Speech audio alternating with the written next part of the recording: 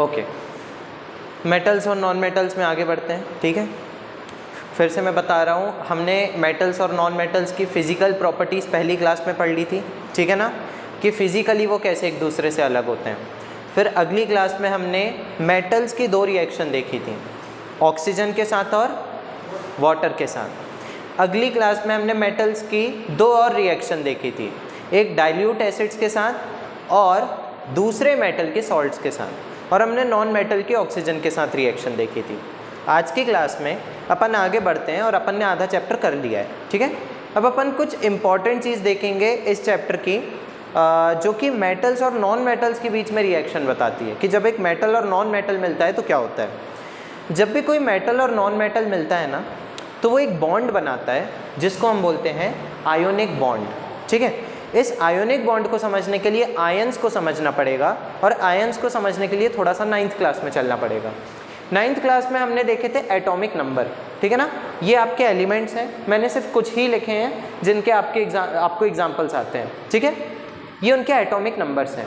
जैसे हाइड्रोजन का atomic number क्या है 1, लिथियम का 3, बोरॉन का 5, नाइट्रोजन का 7, ऑक्सीजन का 8 एंड सो ऑन, ठीक है। जितना एटॉमिक नंबर होता है उतना ही नंबर ऑफ इलेक्ट्रॉन्स होते हैं, आपको याद होगा। वैसे तो एटॉमिक नंबर को कौन डिफाइन करता है, नंबर ऑफ प्रोटॉन या number of electron? Proton define करता है, क्योंकि प्रोटॉन कहाँ होता है, न्यूक्लियस के अंदर, तो उसको नहीं निकाल सकते, तो कभी उससे चेंज नहीं होगा। लेकिन इलेक्ट्रॉन को तुम निकाल सकते हो, तो उससे एटॉमिक नंबर क्या नहीं होगा, चेंज नहीं होना चाहिए। लेकिन जितने नंबर ऑफ प्रोटॉन होते हैं उतने ही नंबर ऑफ इलेक्ट्रॉन भी होते हैं। तो जब मैं यहाँ पर एटॉमिक नंबर लिख रहा हूँ तो मैं इनके प्रोटॉन के भी नंबर लिख रहा हूँ और इलेक्ट्रॉन्स के भी। तो हाइड्रोजन में कितने इलेक्ट्रॉन होते हैं 1, नाइट्रोजन में, मैग्नीशियम में, पोटेशियम में 19, ठीक है। इसके बाद हमने पढ़ी थी 9th क्लास में वैलेंसी। वैलेंसी का मतलब होता है कितने इलेक्ट्रॉन्स वो लेगा या देगा, चाहे वो ले ले, एक्सेप्ट कर ले, अपने लास्ट शेल को पूरा फिल करने के लिए। ये भी बता दूं कि पहला शेल पूरा फिल कब होता है, जब कितने इलेक्ट्रॉन होते हैं उसमें 2, पहला शेल पूरा फिल हो जाएगा। फिर और एक्स्ट्रा इलेक्ट्रॉन दूसरे शेल में ऐड कर सकते हो, जो कि कब फिल होगा, जब कितने इलेक्ट्रॉन होंगे 8, और तीसरा भी 8 एंड सो ऑन, ठीक है। अब जैसे मैं बात करता हूँ सोडियम की, सोडियम का एटॉमिक नंबर क्या है 11, यानी इलेक्ट्रॉन्स भी कितने हैं 11। अब मैं जब इसको फिल करूंगा इसके शेल्स में, जिसको हम बोलते हैं इलेक्ट्रॉनिक कन्फिगरेशन, यानी शेल्स में फिल करना, पहले शेल में कितने आएंगे 2, अगले में 8, और कितना बचा 1, तो वो तीसरे शेल में चला जाएगा। क्या आखिरी शेल पूरा फिल है? नहीं, आखिरी शेल में कितने इलेक्ट्रॉन है 1। इनको कहते हैं वैलेंस इलेक्ट्रॉन। वैलेंस इलेक्ट्रॉन या तो वो जाने वाले हैं या तो कुछ ऐड होने वाले हैं, और इस शेल को, इस लास्ट शेल को कहा जाता है वैलेंस शेल। कौन सा शेल?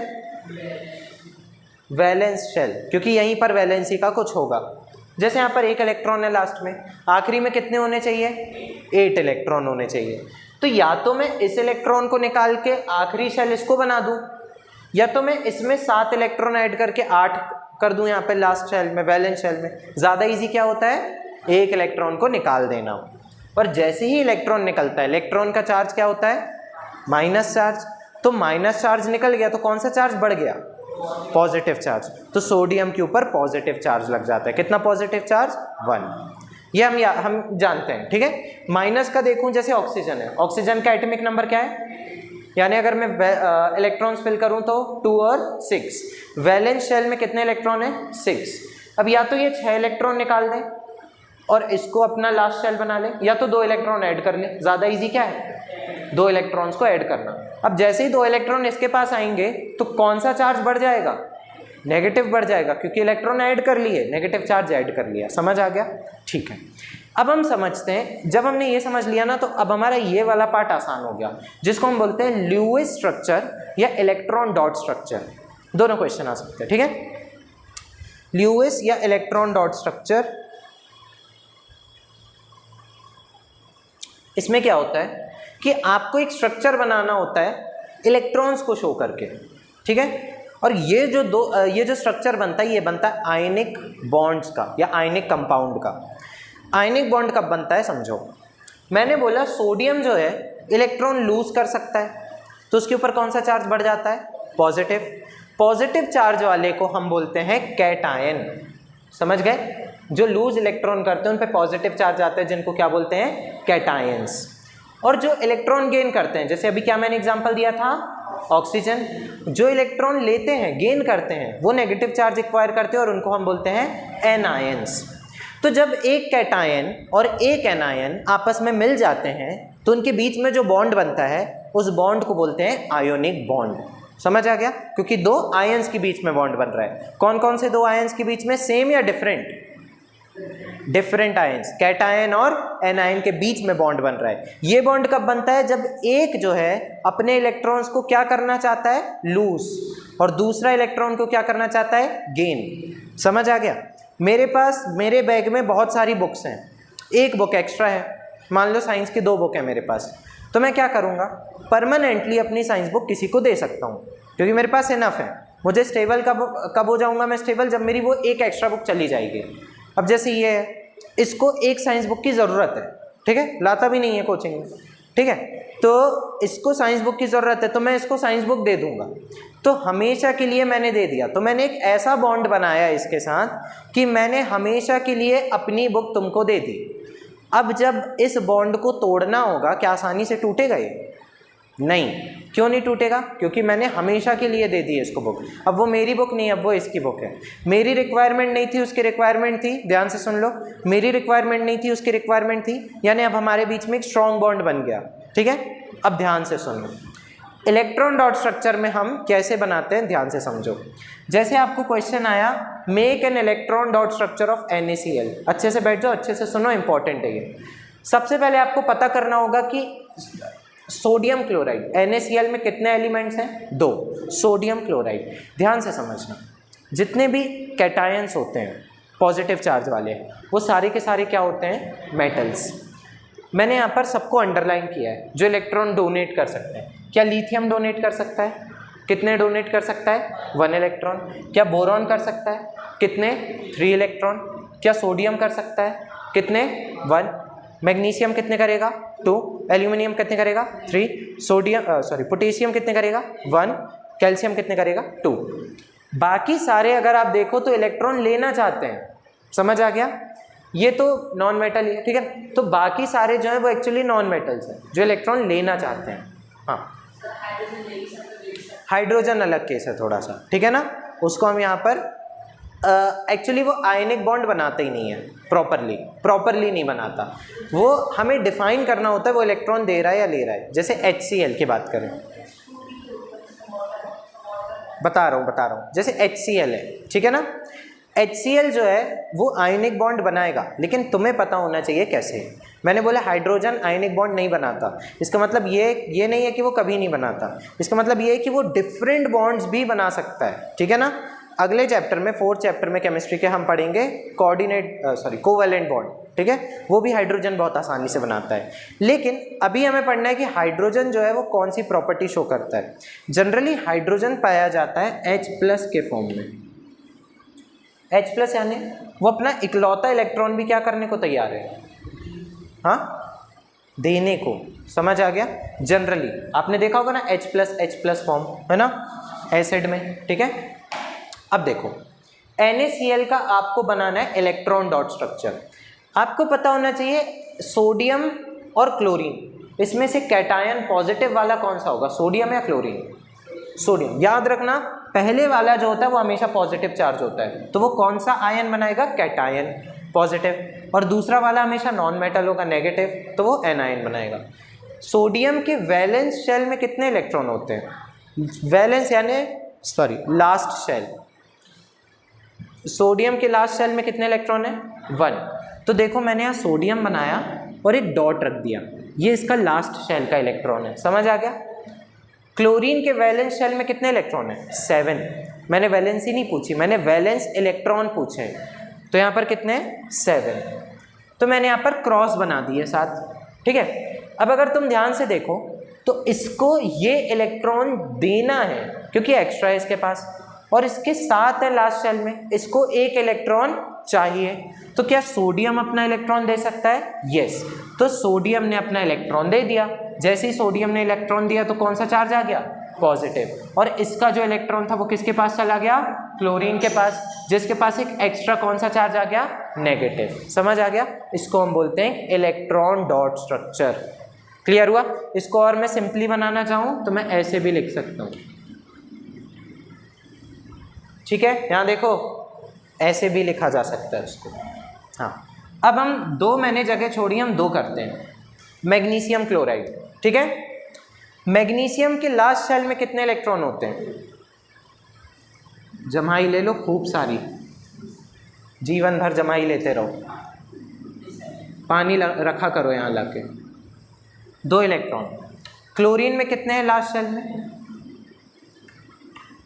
मैग्नीशियम की बात करें तो 2 इलेक्ट्रॉन है, क्लोरीन में कितने हैं? 7 इलेक्ट्रॉन्स हैं। ठीक है, बनाते हैं हम स्ट्रक्चर। मैग्नीशियम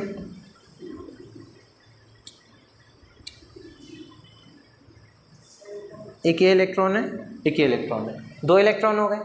क्लोरीन की बात करें तो ध्यान से समझो, अगर इसको अपना 1 इलेक्ट्रॉन देना होगा, क्लोरीन को कितने इलेक्ट्रॉन चाहिए होते हैं? 1। अगर मैं यहाँ पर क्लोरीन बनाऊँ 1 2 3 4 5 6 7, अगर अपना ये 1 इलेक्ट्रॉन देगा तो वो तो सब एक ही क्लोरीन को दे पाएगा। इसको एक और इलेक्ट्रॉन देना है तो हमें क्या करना पड़ेगा? एक और क्लोरीन लगाना पड़ेगा। तो हम एक और क्लोरीन लगा देते हैं।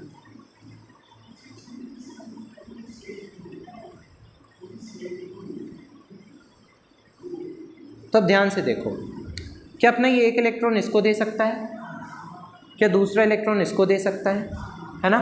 तो जब हम इसको बनाएंगे Mg कितना प्लस 2 प्लस, क्योंकि इसने 2 इलेक्ट्रॉन डोनेट कर दिए तो पॉजिटिव चार्ज कम हो गया, तो सॉरी बढ़ गया। और यहाँ पर हम बनाएंगे कितने क्लोरीन?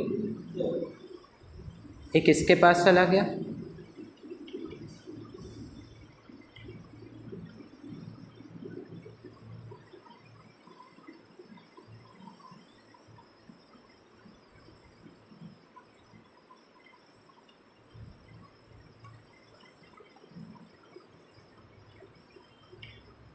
समझ गए? ऐसे बनता है अपना MgCl2। एक और तरीका है, देखो क्या ये दोनों सेम है बिल्कुल? तो तुम क्या कर सकते हो? एक और चीज़, दोनों चीज़ें कर सकते हो एग्जैक्टली। ठीक है, क्लोरीन लिखो,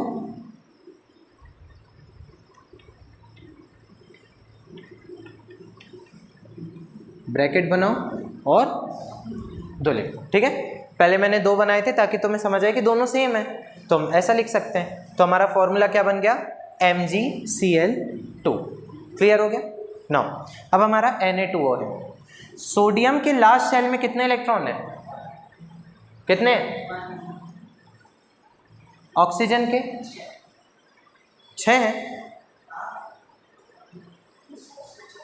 6 उसको देख रहा था मैं। ठीक है, 6 इलेक्ट्रॉन होते हैं। ठीक है, तो चलो सोडियम बनाते हैं। सोडियम के पास कितने इलेक्ट्रॉन हैं? 1। ऑक्सीजन के पास कितने हैं? 2। 6 हैं।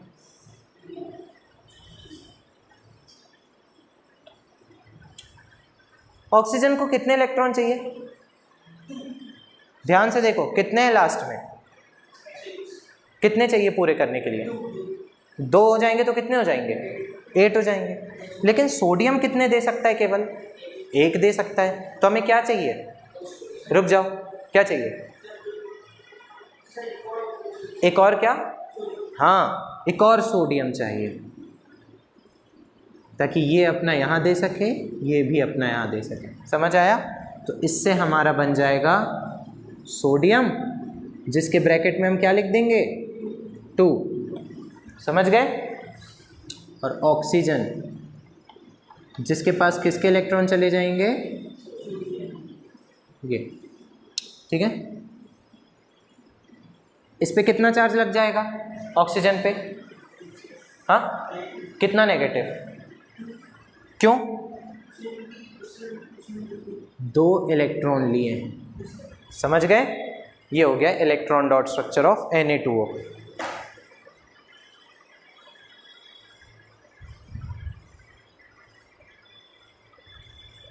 बन जाएंगे अब इलेक्ट्रॉन डॉट स्ट्रक्चर। हाँ, और किसी का बना है? वाटर और कार्बन डाइऑक्साइड का बना है।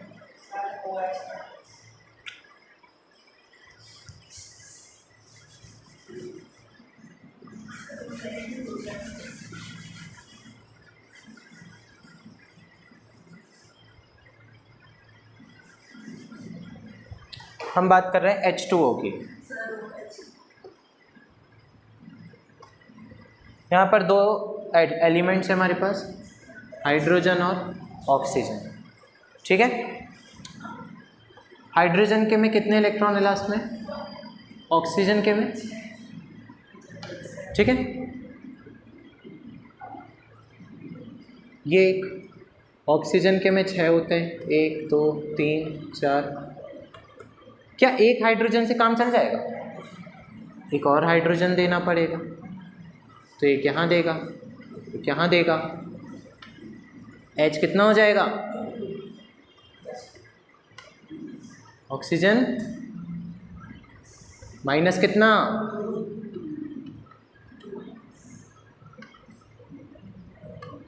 ये हो जाएगा H2O का मॉलिक्यूल, ठीक है। क्या कार्बन डाइऑक्साइड का भी ऐसे ही बनेगा? हाँ, लेकिन कार्बन डाइऑक्साइड का अपन देखेंगे 4th चैप्टर में। बहुत अजीब नहीं है, बहुत आसान है, ठीक है। उसका हम स्ट्रक्चर देखेंगे 4th चैप्टर में, जब हम कार्बन एंड इट्स कंपाउंड पढ़ेंगे। अभी ये सारे क्लियर हो गए ना? चलो अब अपन पढ़ते हैं, ये जो आपके बने हैं ना, ये आयनिक कंपाउंड्स हैं। आयनिक कंपाउंड्स की प्रॉपर्टी क्या होती है? जब 2 आयन्स मिलके बहुत स्ट्रॉन्ग बॉन्ड बनाते हैं, जिसको कौन सा बॉन्ड बोलते हैं? Ionic bond. वो उसके सब्सटेंसेस, उसके कंपाउंड कैसे बन जाते हैं? जैसे मैंने अभी इसको बोला ना, मैंने अपनी बुक एक्स्ट्रा थी जो, इसको दे दी। तुम अभी पढ़ने पे ध्यान दो, ठीक है ना। मैंने इसको दे दी, ठीक है। अब मैंने बोल ही दिया कि मेरी जो बुक है वो इसकी हो चुकी है, क्योंकि मेरे को ज़रूरत नहीं है, उसको रिक्वायरमेंट थी।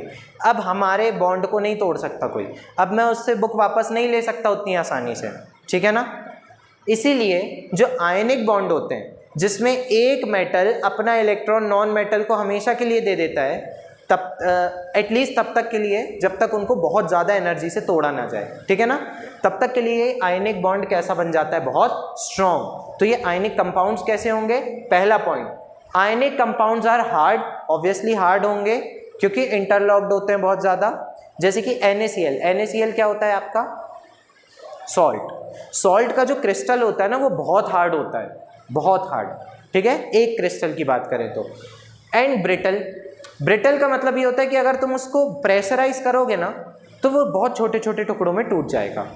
हार्ड होना, ब्रिटल होना, ये दोनों अलग अलग चीज़ है, ठीक है। हार्ड होने का मतलब है उनके बीच में जो बॉन्ड है वो बहुत स्ट्रॉन्ग है, ठीक है। लेकिन अगर तुम उन पर प्रेशराइज करोगे तो उसके छोटे छोटे टुकड़े कर सकते हो, इसको हम बोलते हैं ब्रिटलनेस, ठीक है।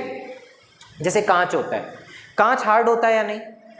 कांच हार्ड नहीं होता, ऐसे मोड़ सकते हो कांच को? कांच हार्ड होता है पक्का?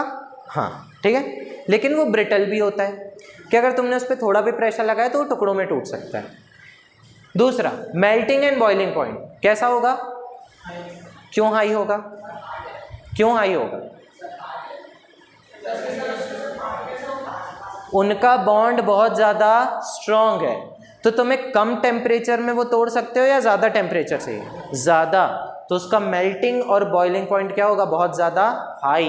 ज़्यादा टेम्परेचर में जाके वो मेल्ट या बॉयल होगा। सॉल्यूबल इन वाटर, इतने स्ट्रॉन्ग हैं लेकिन जैसे ही पानी में डालो अलग अलग हो जाते हैं। यानी कि MgCl2 बन गया, बहुत स्ट्रॉन्ग आयनिक बॉन्ड। जैसे ही पानी में डाला Mg अलग, Cl अलग, तुरंत बिल्कुल। हाँ, हर सॉल्ट के साथ ये एक्चुअली जो बन रहे हैं ना, ये सॉल्ट है। तो मैं अगर NaCl क्या होता है? हाँ, सॉल्ट होता है। MgCl2 क्या होता है? सॉल्ट होता है। तो ये सॉल्ट बनता है, मेटल और नॉन मेटल मिलके एक्चुअली क्या बनाते हैं? सॉल्ट्स। तो जैसे तुम सॉल्ट को पानी में डालते हो क्या होता है? मिक्स हो जाता है तुरंत। तो सॉल्यूबल इन वाटर। लेकिन कैरोसिन और पेट्रोल जैसे इनऑर्गेनिक कंपाउंड्स या ऑर्गेनिक कंपाउंड्स में इनसॉल्यूबल होता है, ठीक है। अगला, इलेक्ट्रिसिटी के कैसे कंडक्टर होते हैं? Good conductor unless they are in molten form. Molten का मतलब होता है वो किस में घुले होने चाहिए? पानी में। जब तुम उन नमक को पानी में डालोगे ना, अब मैं कह रहा हूँ नमक का सॉलिड फॉर्म है, वो अच्छा कंडक्टर नहीं है इलेक्ट्रिसिटी का, क्योंकि Na और Cl के बीच में क्या बना हुआ है? Ionic bond.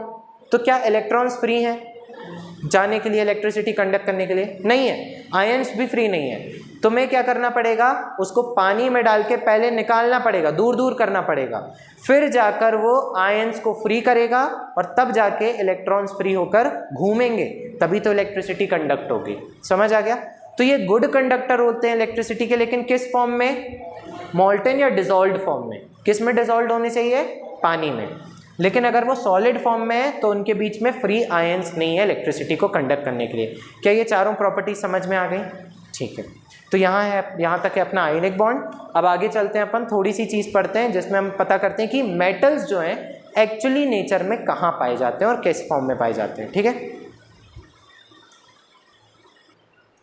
चलो जो अपीरियंस है नेचर में मेटल्स का वो अपन नेक्स्ट क्लास में देखेंगे। एक इंपॉर्टेंट चीज़, मान लो एक एक्टिविटी है, ठीक है, ध्यान से सुनना एक्टिविटी के बारे में।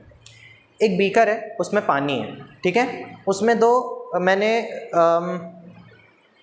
इलेक्ट्रोड्स डाल दिए हैं। अब इलेक्ट्रोड्स क्या होते हैं? मान लो दो पार्ट्स होते हैं सेल के, एक पॉजिटिव एक नेगेटिव, जो कि एक बैटरी से जुड़े हुए हैं, ऐसा मान लो, ठीक है, और उससे जुड़ी है एलईडी बल्ब, ठीक है। अब मैंने क्या लिया? कुछ कंपाउंड्स लिए। मैंने लिया सोडियम क्लोराइड, ठीक है। अगर मैं तुमको थोड़ा सा उस फॉर्म में बताऊं डायग्रामेटिकली तो थोड़ा अच्छे से समझ जाए, ठीक है। मैंने क्या किया हुआ है, देखो यहाँ एक बीकर लिया हुआ है, उसमें वाटर है, ठीक है, उसमें मैंने दो इलेक्ट्रोड्स डाल के रखे हैं। इन इलेक्ट्रोड्स को मैंने जोड़ा है एक सेल से या बैटरी से, और उससे मैंने एक एलईडी फिक्स कर दी है, ठीक है, ऐसा मान लो। अब मैंने कुछ कंपाउंड्स लिए, सोडियम सल्फेट, सोडियम क्लोराइड, ठीक है, ये सारे। अब मैं तुमसे पूछ रहा हूँ कि सोडियम सल्फेट, सोडियम क्लोराइड वगैरह, ठीक है, लिख देता हूँ मैं, Na2SO4 NaCl MgCl2, ये किस फॉर्म में पाए जाएंगे? इनका फिजिकल फॉर्म क्या होगा? सॉलिड, लिक्विड या गैस? सॉलिड होगा, ठीक है, ये क्लियर हो गया। अब अगर मैं इन तीनों को जलाऊं, डायरेक्टली जलाऊं सॉलिड्स को, तो क्या लगता है कि सेम फ्लेम देना चाहिए, सेम टाइप की, सेम कलर की? नहीं, ठीक है। जैसे जैसे इनके मेटल्स चेंज हो जाते हैं वैसे वैसे इनका फ्लेम भी चेंज हो जाता है। याद करो लास्ट क्लास में मैंने बताया था, कॉपर जहाँ पर होता है ना, वहाँ पर कौन सा कलर मिलता है अपन को? ब्लू कलर, ठीक है, तो फ्लेम में भी वो हल्का सा ब्लूइश कलर देगा, ठीक है। सोडियम को जलाओ तो येलोइश कलर देता है। अगला सवाल है मेरा, क्या इन कंपाउंड को तुम हीट करोगे तो आसानी से मेल्ट हो जाएंगे?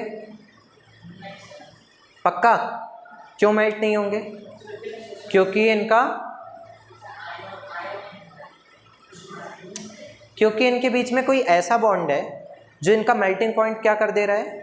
हाई कर दे रहा है, तो आसानी से क्या नहीं हो पा रहे हैं? ये मेल्ट नहीं हो पा रहे हैं। नेक्स्ट क्वेश्चन है मेरा, क्या ये कंपाउंड को मैं इस पानी में डालूंगा तो ये सॉल्यूबल हो जाएंगे, घुल जाएंगे? आसानी से घुल जाएंगे। इन्हीं को अगर मैं पेट्रोल या कैरोसिन में डालूं तो घुलेंगे क्या? नहीं घुलेंगे, ठीक है। अगला सवाल, अगर मैं इनको पानी में डालूं, इन तीनों में से किसी को भी, और इलेक्ट्रिसिटी चालू कर दूं, तो क्या ये बल्ब ग्लो हो जाएगा? पक्का? क्योंकि ये किस फॉर्म में आ गए अपने? सॉलिड से लिक्विड में बदल गए। ये किस फॉर्म में आ गए? पानी के अंदर जाके मॉल्टेन फॉर्म, यानी अंदर जाकर ये ब्रेक डाउन हो गए, और फिर ये कैसे कंडक्टर बन गए इलेक्ट्रिसिटी के? Good conductor of electricity. Last question, क्या कहते हो, ये जो प्रॉपर्टीज तुमने देखी, high melting point, solid state, अलग अलग कलर देना, पानी में जाके डिसॉल्व हो जाना, और गुड कंडक्टर ऑफ इलेक्ट्रिसिटी बन जाना, ये सारे कौन से कंपाउंड हैं? हाँ, आयनिक कंपाउंड्स, ठीक है। लास्ट में यही क्वेश्चन आएगा कि इतनी सारी प्रॉपर्टीज आपने इनकी देखी तो कौन सा कंपाउंड आपको ये लग रहा है? क्लियर हुआ, ठीक है। तो ऐसा भी क्वेश्चन आ सकता है। अगली क्लास में अपन देखेंगे कि मेटल्स कहाँ पाए जाते हैं, पता है कहाँ पाए जाते हैं? हाँ, तुम्हें कॉपर निकालना है, कॉपर बनाना है। कॉपर बनता है क्या, पहले बात बताओ? आयरन बनाते हो कहीं पे? नहीं। ये सब मिलते हैं हमको कहाँ से? धरती के नीचे से, ओर्स के फॉर्म में।